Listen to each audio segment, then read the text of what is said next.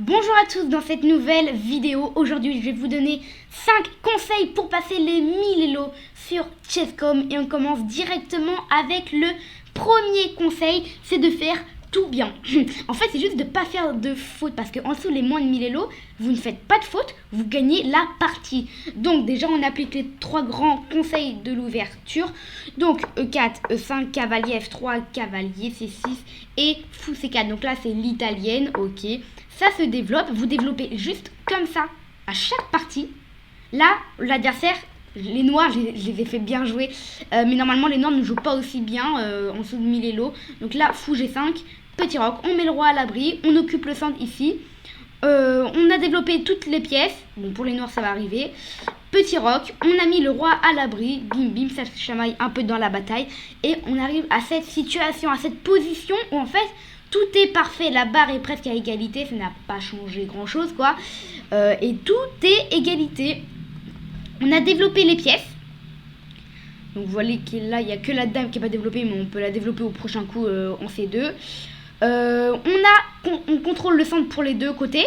Donc là c'est sur celui-là pour les blancs et pour les noirs. C'est un peu ce côté-là, là, bim bim bim.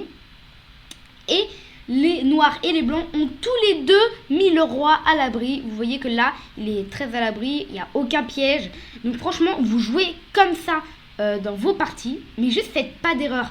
Je vois beaucoup de gens quand même qui se disent bon, et bah tiens, ok, on est comme ça. Allez, hop là, petit cavalier au bord. Non, le cavalier au bord, on le met au centre plutôt. Donc, faut plutôt le faire comme ceci. Ça, c'est très très très bien. Et on passe directement au deuxième conseil. Donc le deuxième conseil, j'espère que vous l'avez compris, c'est le cavalier au bord, cavalier mort. Donc là, en fait, je vais vous expliquer pourquoi ne jamais mettre le cavalier au bord. Ça, même si ça... Non, ça dépend. Donc là, par exemple, les blancs jouent dame C2 et là, les noirs jouent A6. Donc A6, voilà, pour protéger cette petite case. Et le blanc joue cavalier A3. En disant, bon bah voilà quoi, je sais pas trop quoi faire. Mon cavalier il a plus de cases. Je vais le mettre là, ça le développe. Non. Non. Ça le développe, mais pas bien comme il faut. Alors, vous pouvez vous dire de mettre un cavalier au bord pour le replier quelque part avec une case qui est bien. Mais cavalier à 3 tout de suite, maintenant, c'est pas bon. Parce que il a pas de case dans 2 coups. Ici, dans 2 coups, le cavalier se met en E3. Dans un coup, il n'a plus de case. Vous voyez, là, le fou, il est là. Donc, il faut bouger le fou et ensuite mettre le cavalier. Et ça, mettre le cavalier au bord, alors faut mettre en 2 coups. C'est quand même très très chaud. Donc, évitez de mettre le cavalier au bord, sauf si vous avez un plan. Par exemple, si la dame, si vous faites petit roc dans cette position, A6 et cavalier A3. La barre, elle dit que c'est pas trop mauvais. C'est pas très bien non plus, mais c'est pas trop mauvais en plus.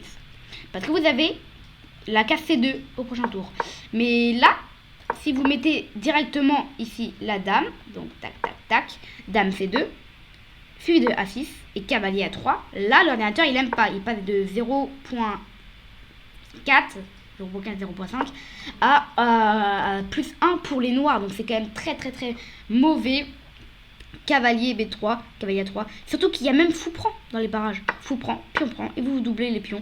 Donc franchement, le deuxième conseil, c'est éviter de mettre le cavalier au bord parce que ça peut vous créer des problèmes. Sauf si vous êtes à un niveau, je peux pas vous dire au-dessus de 1000 Elo parce que c'est pour les moins de 1000 Elo. Mais sauf si vous savez ce que vous faites et que vous vous dites, bon, je vais le ramener sur une case très forte au prochain coup. Ok, on passe directement au troisième conseil. C'est la sécurité du roi. Donc, déjà, sécurisez votre roi le plus possible. Là, dans cette partie, les noirs ont sécurisé leur roi, comme les blancs. Mais, est-ce qu'il est bien sécurisé? Les noirs, ils jouent cavalier C8. On peut voir qu'ici que les noirs ont un petit avantage là quand même. Ils ont plus 0.4. Et ils se disent, tiens, je joue cavalier C8. Et je vais le replier en D6. Et là, ce serait une bonne carte D6. Parce que franchement, ils mettent des trucs. Ok, c'est un plan. Mais, ne jamais oublier le triangle qui tue. Je vais l'appeler comme ça. En fait, quand il y a un fou qui vise la case, le pion, ou une case d'un roi, non plutôt le pion, et que ensuite ça fait un triangle avec le cavalier et la dame, faites très attention. Ça peut très vite y aller. Donc par exemple, ici, il y a fou prend H7 pour les blancs, qui est un brillant. Donc là, roi prend. Cavalier G5, on met un cavalier. Ça marche à chaque fois pour les triangulaires.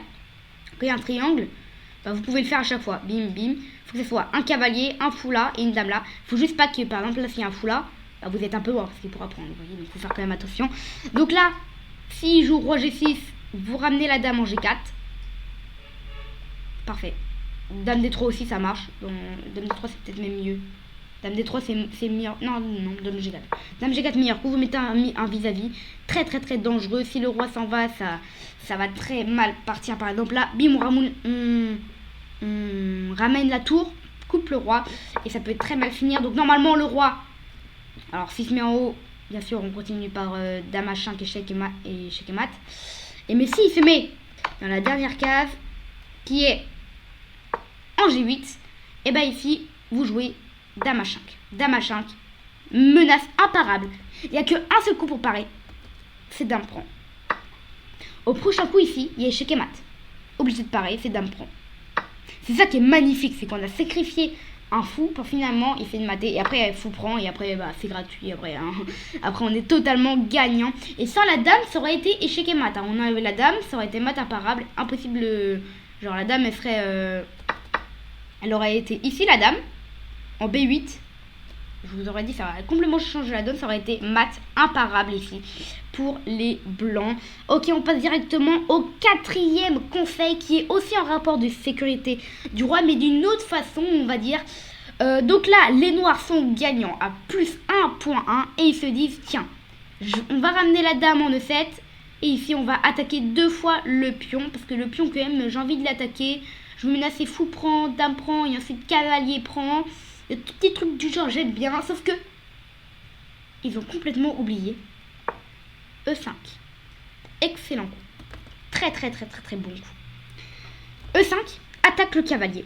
Et si le cavalier il bouge, il y a dame prend, achète, échec et mat. Vous voyez, suivi du fou. Donc ils prennent, ils se disent bon bah on va prendre, hein. Je vois pas trop ce qui m'arrive là. S'il prend, bah je reprends. Enfin, voilà quoi, il y a pas échec et mat parce qu'il y a le cavalier. Sauf que il a oublié cavalier D5. Cavalier D5, c'est un très bon coup, meilleur coup. Attaque la dame, attaque le cavalier. Et eux, si les noirs se disent bon, bah, on bouge juste la dame et il y a juste cavalier prend sur échec. Donc dame prend ou pion prend, c'est pareil. Et la dame prend, achète, échec et mat. Donc en fait, les moins de 1000 élos oublient souvent de sécuriser bien leur roi et de faire attention à leur roi qui est quand même la pièce la plus importante dans le jeu des échecs. Ici, on voit bien qu'ici il y a un vis-à-vis très dangereux et qu'il faut surtout pas enlever la dame parce que là en vrai ça va. S'il pousse en vrai prise, il n'y a rien du tout parce qu'en plus on va échanger les dames, il n'y a pas de cavalier en l'air, là il y a dame prend, truc prend, fou prend s'ils veulent, pion prend et on ramène juste, non on peut même prendre le pion. Hein. On peut juste prendre le pion et en plus on attaque tout. Et donc ça c'est parfait. Pourtant ici les noirs n'ont pas fait attention et ils ont préféré jouer dame E7 qui est donc une gaffe parce que E5. Donc la prise c'est pas obligatoire mais c'est le meilleur coup quand même. Cavalier D5 et s'ils bougent pas leur dame, imaginons là, le meilleur coup c'est E4 là. Sacrifier carrément leur dame parce que sinon c'est échec et mat imparable. Donc il faut sacrifier leur dame, sinon c'est échec et mat imparable. Donc ça c'est très beau, mais bon, les noirs n'en font qu'en leur tête. Dame E6, cavalier prend, dame prend, et dame prend, achète, échec et mat. Donc aussi, quelque chose qui peut être très important, hein, attaquer une pièce qui défend une case ou un pion. Donc là, c'est le cavalier qui défend le pion. S'il n'y aura pas eu de cavalier, ça aurait été échec et mat direct, vous voyez. Donc on attaque le cavalier. Pas n'importe quel moyen, on l'attaque. Donc là, bim, cavalier E5, sacrifice hein, le cavalier, s'ils prennent pareil.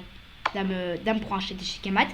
Et finalement ensuite on va gagner la partie assez facilement. Ok, on passe au 5e conseil et dernier conseil pour passer les 1000 élos sur Chess.com. Donc là, fou C4 vient d'être joué par les blancs et cavalier prend E4 a été joué par les noirs en se disant bon bah je sais pas moi, il me donne un pion, je le prends et je vois pas trop ce qui se passe, mais là les noirs n'ont pas fait attention et ils se prennent fou des 5. Je ne sais pas si ça va vous parler, mais le 5e conseil c'est l'attaque double. Ici le fou attaque la tour qui est pas du tout protégée et le cavalier. Ils peuvent pas défendre les deux, hein, les noirs. Ils se disent mince, punaise, il y a mon cavalier attaqué plus la tour attaquée. Si je défends la tour, donc par exemple C6, ce qui peut être un moyen de défendre la tour, et bah il y a mon cavalier qui est en prise. Et là c'est pas de bol. Et là c'est vraiment pas de bol. Donc les noirs ont été un petit peu trop affamés et ont pris le pion. Donc faites bien gaffe à ça. À se dire, si je prends, qu'est-ce qui se passe? Et en plus de cela, je laisse 2 pièces qui sont non protégées et qui peuvent être attaquées, c'est très dangereux. Donc là, toujours regarder les pièces qui ne sont pas protégées. Donc là, il y en a 1, 2, 3, 4. Il n'y a que 4 pièces qui ne sont pas protégées. On regarde, bon bah la tour elle risque rien. Hein. Ce cavalier, non, il est protégé par la tour, donc c'est même pas une pièce non protégée. Donc en fait, il n'y a que ces deux-là. Et effectivement, bah, fou des 5 et ils sont morts. Fou des 5 et ils sont morts. Donc cavalier c'est 6, hein, les noirs partent. Donc fou prend. Donc là, la game avance. Donc là, bim, bim, bim, bim. Donc c'est pas une vraie partie bien sûr, mais... Donc tout le monde rate des coups, hein. On est moins de 1000 élos, je sais pas quoi. Donc là, les noirs ratent même un échec et mat en 4. Quel dommage. Et là, les blancs jouent tour B2. Est-ce que vous voyez la tactique, le brillant qui suit après tour B2? Effectivement, c'est fou prend H2, brillant de la part des noirs, très très très beau brillant. Donc là c'est échec, on prend un pion sur échec, alors qu'on était quand même à -3. Hein. Pour les noirs c'est -3 quand même, mince il y a un bug. Mais donc là c'est échec, roi prend, donc là roi prend, dame H4, échec, le roi il bouge, et dame prend D4. On a récupéré notre matériel, on a récupéré le fou qui nous manquait, et en plus de cela on attaque le roi, et on attaque le cavalier. Donc au final on va gagner le cavalier. Donc là par exemple ça c'est le meilleur coup. Et bah là bim, dame prend C3. Et ici on gagne du matériel et on est même supérieur. Donc ici faites très attention à l'attaque double. Vous pouvez remarquer que si le roi est là en H2, là vous vous dites bah tiens bim, dame H4, échec, et je prends le fou derrière. Ça peut être une tactique hein, avec fou prend justement. Et les noirs peuvent se dire bah tiens, là j'ai une pièce non protégée, il faut quand même que je la protège. Au lieu de jouer tour B2 qui est un coup vraiment une gaffe, mais ils ont juste pu jouer tranquillement fou F2, je sais pas si c'est le meilleur coup. Ah non c'est pas fou, c'est pas le meilleur. Donc tranquillement, cavalier E2 a priori. Cavalier E2, défend le fou, il n'y a aucun sacrifice, tout est bien. Mais c'est sans laisser avoir. Et fou prend H2, ça marche maintenant. Roi prend, dame H4 échec, le roi bouge, dame prend. La tour on se met là et on récupère ici le cavalier. En tout cas, voilà les 5 conseils pour passer les 1000 élos. Dites-moi en commentaire si vous avez déjà essayé ces conseils et pourquoi vous êtes encore en dessous de 1000 élos. Parce que normalement, en vrai, si vous appliquez ces 5 conseils, je vois vraiment pas pourquoi vous êtes en dessous des 1000 élos. Parce que le plus gros des points faibles des gens qui sont en dessous des 1000 élos, bah, c'est ces 5 conseils. C'est les cavaliers au bord, c'est les grands principes qui sont pas trop respectés des fois, c'est le roi qui n'est pas trop en sécurité, c'est les attaques doubles qui sont souvent en fait. Si vous savez tout ça, vous ne méritez pas d'être en dessous des 1000 élos. En tout cas, j'espère que ça vous aurait plu cette petite vidéo. Et donc, bah, on se retrouve demain pour la prochaine vidéo. Mais avant, j'aimerais vous dire que si vous voulez me soutenir, ici, il y a le lien de Buy Me a Coffee en description ici, là. Et on se retrouve demain pour une nouvelle vidéo. Ciao!